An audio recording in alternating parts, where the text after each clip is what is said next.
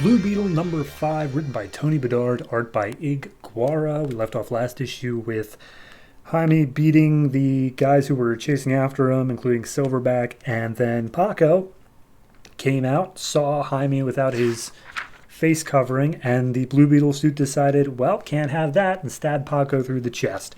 This issue picks up with Paco still being stabbed through the chest. Like, it's still in him. Jaime retracts it, and he's like, okay, all right, suit, heal him. And Suit's like, no, I pierced his heart for a reason. We're going to let him die. And it's basically just like a page of him just like yelling at the Suit, saying like, come on, I am not going to help you if you do not save him. You need to do it. It's like, look, I do have a first aid kit in this suit, but it's for you. It's for the suit host. It's not for other people.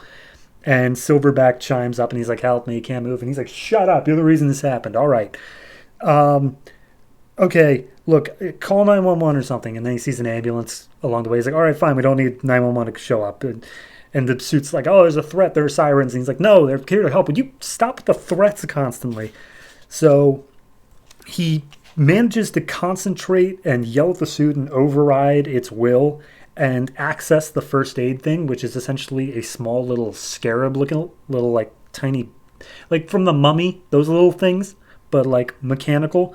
And the Suit's like, okay, that is the transbiotic anti-trauma unit. How in the world did you just access that against my will? And he's like, whatever, how do I use it? And he's like, well, put it on this wound.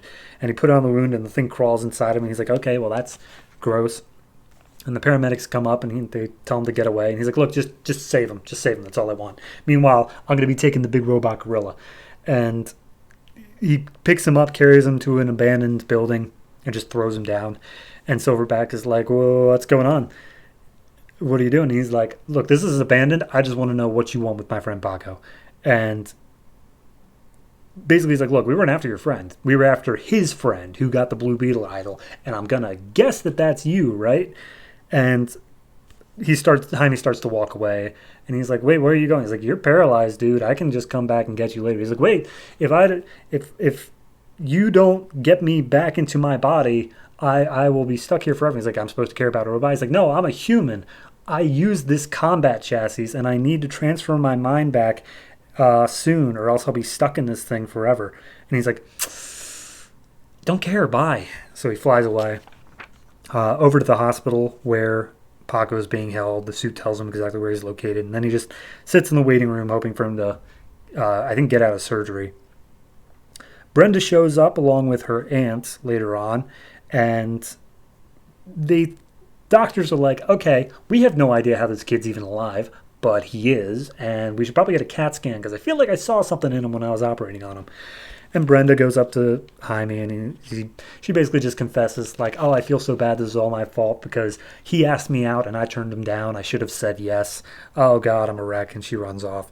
Meanwhile, Brenda's aunt shows up and is like, hey, Jaime, we need to talk about a certain legal problem that I think you can help Paco avoid. How about we go talk back at my house, in my office? Sound good?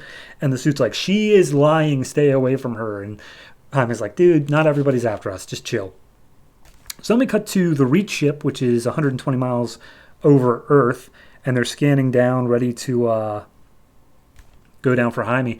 But they get calls back from high command saying that, hey, everybody's being called back because we're doing a massive scale invasion and we need all the firepower we can get. And we're going to invade the Blue Lanterns planet of Odin. So we're just crossing over with the Green Lantern mythos because sure, why not? And apparently somebody tipped off the location of Odin, which was secret before, but now the Reach is like, oh yeah, no, this is important. Okay, yeah, screw this little one busted Beetle. We're going back to that. So the Earth is safe, I guess, from the hive for a temporary moment of time. We go back to the home office of Brenda's aunt, and Jaime's like, wow, you got a nice collection of art here. And she's like, yeah, you like it? See, I think all of these things are really important, but the most important thing is actually the rug you're standing on.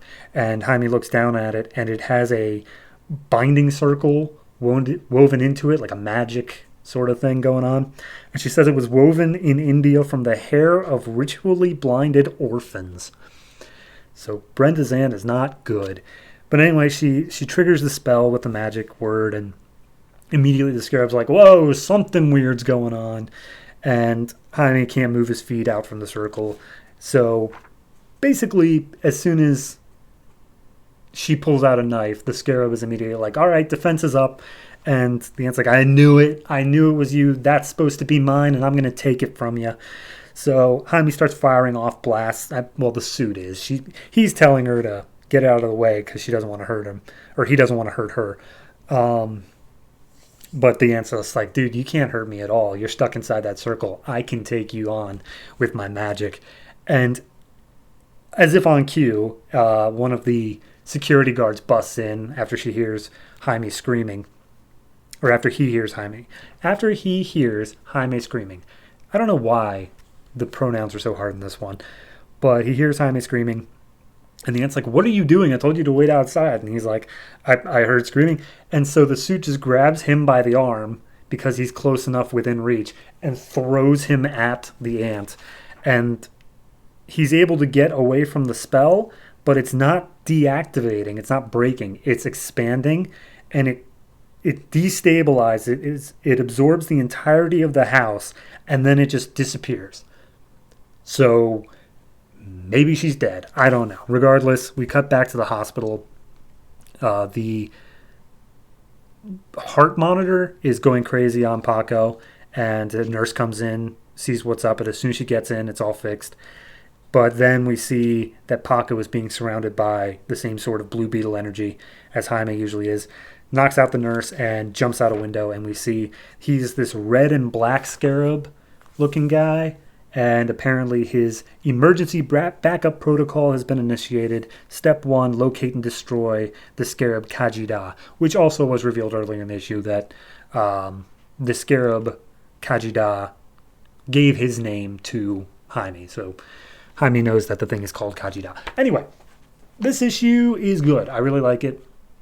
I think it's still taking more steps against Jaime and how he deals with the suit and how, like, they're starting to come to a little bit of understanding with each other. Not a very good understanding, but you can see them taking steps towards, Jaime's learning how to overcome the suit's obstacles that lay in its way, and the suit's starting to just, like when Jaime says, how do I use it? The suit was just like, okay, here's how you do it. I'm interested to see if Silverback keeps being recurring. I'm interested to see what happens with the ant, considering she just exploded in a giant magic fireball. And of course the big reveal at the end that Paco is now scarabized. I'm curious to see if that's going to be a recurring thing, if that's going to be like his venom to Jaime's Spider-Man. I don't know. A lot of interesting things coming up. Overall, I'm going to give this one a 7.5. I liked it a lot. It was a very well done story, and I would like to see where it's going next. So yeah, Blue Beetle. Check it out.